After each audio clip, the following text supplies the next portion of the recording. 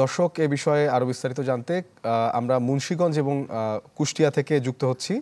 আমরা শুরুতেই চলে যাচ্ছি মুন্সিগঞ্জে, সেখানে রয়েছেন আমাদের সহকর্মী শুভ ঘোষ।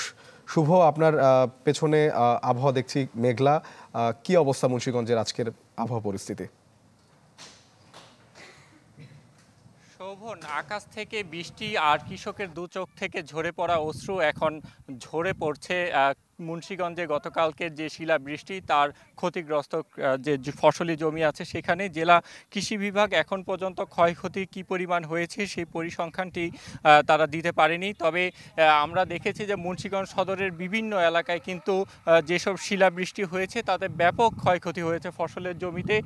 আমরা কিছুক্ষণ আগে দেখেছি এখানকার কৃষকরা কিন্তু ফসলের জমিতে তারা কান্নায় ভেঙে পড়েছেন এবং তাদের যে ফসল কিংবা বাঙ্গি ক্ষেত কিংবা অন্যান্য যে সবজি তারা আবাদ করেছেন সেগুলো কিন্তু প্রচণ্ডভাবে ক্ষতিগ্রস্ত হয়েছে। তারা বলছে যে এক একজন কৃষক সর্বনিম্ন 2 লাখ থেকে কিন্তু 8 থেকে 10 লাখ টাকাও তারা জমিতে বিনিয়োগ করেছে এবং সপ্তাহখানেক পরেই কিন্তু এই যে ফসল সেটি কিন্তু বিক্রির উদ্দেশ্যে তাদের ঘরে উঠত এবং সেটি কিন্তু একেবারেই নষ্ট হয়ে গেছে, যেটা কিন্তু কোনোভাবেই বিক্রি সম্ভব নয়। এই অবস্থায় তারা সরকারি সহযোগিতা প্রার্থনা করেছেন। তবে তাদের একটি অভিযোগ যে এত ক্ষতিগ্রস্ত হলেও জেলা কৃষি বিভাগের পক্ষ থেকে কিন্তু তাদের কোনো ধরনের সাহায্য কিংবা সহযোগিতা করা সহ কোনো পরামর্শ দিয়েও তারা এগিয়ে আসেনি, এই অভিযোগটি তারা করছেন। এবং যারা ক্ষতিগ্রস্ত হয়েছেন তাদের একটা দাবি এবং তারা তাকিদ দিচ্ছেন দ্রুত যদি এইসব কৃষকের পাশে সরকারি প্রণোদনার ব্যবস্থা করা না হয় তাহলে হয়তো তারা পথে বসে যাবেন। এবং এমন শত শত কৃষকের যে আর্তনাদ সেটি কিন্তু এখন এই ক্ষতিগ্রস্ত কৃষকের চোখে মুখে এখন স্পষ্ট। শুভ, আপনাকে ধন্যবাদ। দর্শক, আমরা মুন্সিগঞ্জে কালবৈশাখী ঝড়ের তাণ্ডবে ক্ষতিগ্রস্ত ফসলের ক্ষেত দেখছিলাম। এবারে আমরা যেতে চাই কুষ্টিয়াতে, সেখানে আছেন আমাদের আরেক সহকর্মী শরীফ বিশ্বাস। শরীফ।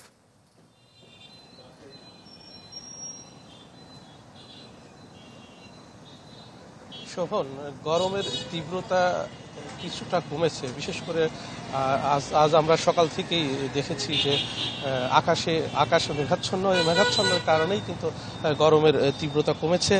কিছুক্ষণ আগে কুষ্টিয়া আবহাওয়া অফিসের কাছ থেকে যে তথ্য আমরা পেয়েছি, তারা যেটি জানিয়েছেন যে আগামী 72 ঘন্টার মধ্যে বজ্রসহ বৃষ্টিপাতের সম্ভাবনা রয়েছে।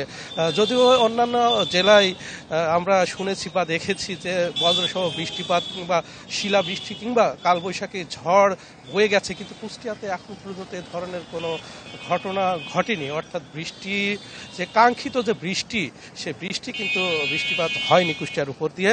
তো এই মুহূর্তে আসলে আরেকটু তথ্য আপনাকে জানিয়ে রাখি, যেহেতু গরম কিছুটা কমলেও যে জলীয় বাষ্প পরিমাণ কি বেশি হয়, কিন্তু যে অস্বস্তি, যে গরমের যে অস্বস্তিতা মানুষের মধ্যে, সেটি কিন্তু রয়ে গেছে।